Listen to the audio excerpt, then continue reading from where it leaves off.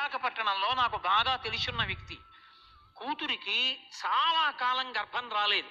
ఎన్నో చోట్ల వైద్యం చేయించాడు, భర్త విడిచిపెట్టేస్తాడు సంతానం కలగలేదని. ఆఖరికి ఆ అమ్మాయికి గర్భం వచ్చింది. పురిటికి తీసుకొచ్చి ఆ పిల్లని కారు ఎక్కించుకుని తీసుకెడుతున్నాడు ఎక్కడికో. తీసుకెడుతూ ఫోన్ వచ్చిందని సెల్ ఫోన్ తీసి మాట్లాడుతుండగా అకస్మాత్తుగా జల్లు ప్రారంభమైంది. ఈ సెల్ ఫోన్ మాట్లాడుతుండడంలో ఆ అద్దం మీద పడుతున్న వర్షాన్ని తుడవగలిగినటువంటి దాన్ని ఆన్ చేయడం మర్చిపోయి ఆ కారు డ్రైవ్ చేస్తున్నాడు. మధ్యలో రోడ్డు డివైడర్ ఉంది, ఆ డివైడర్ మీద కొట్టి కారు డివైడర్ మీద వెళ్ళింది. ఈ సెల్ ఫోన్ కింద పడేసి కంట్రోల్ చేసే లోపల కారు దడ శబ్దంతో కొట్టేసి పక్కకు పడిపోయింది. ఆ పిల్ల కూడా పక్కకు పడిపోయిన పిల్ల కడుపులోంచి రోడ్డు మీదే కవల పిల్లల ప్రసవం అయిపోయారు. అతని అదృష్టం బాగుంది కాబట్టి దగ్గరలో హాస్పిటల్ ఉంది, ఆ పిల్లని తీసుకెళ్లారు. పిల్ల మనవలు కూడా దక్కారు. అతను చచ్చిపోలేదు, బతికాడు. కానీ ప్రాణాలు హడిలిపోయి ఆ పిల్లలకి ఏమైందో, ఆ అమ్మాయికి ఏమైందో, తన బతుకేమైపోతుందో అని హడిలిపోయాడు.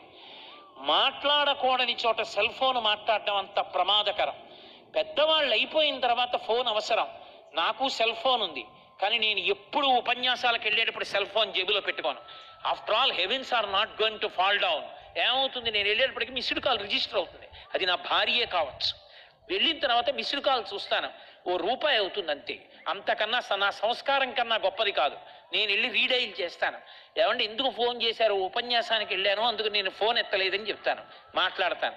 అంతేకాని ఉపన్యాసానికి వచ్చి సెల్ మాట్లాడడం, పెద్దలు మాట్లాడుతున్నా సెల్ ఫోన్ మాట్లాడుకుంటూ కూర్చోవడం, అర్థం పర్థం లేని మెసేజ్లు రిసీవ్ చేసుకోవడం నేను అడ్మిట్ చేయను. టెలిఫోన్ అనేటటువంటిది మన జీవితంలో అవసరానికి ఒక ఉపయుక్తమైనటువంటి పరికరం అంతే. అది ఎప్పుడు అవసరం?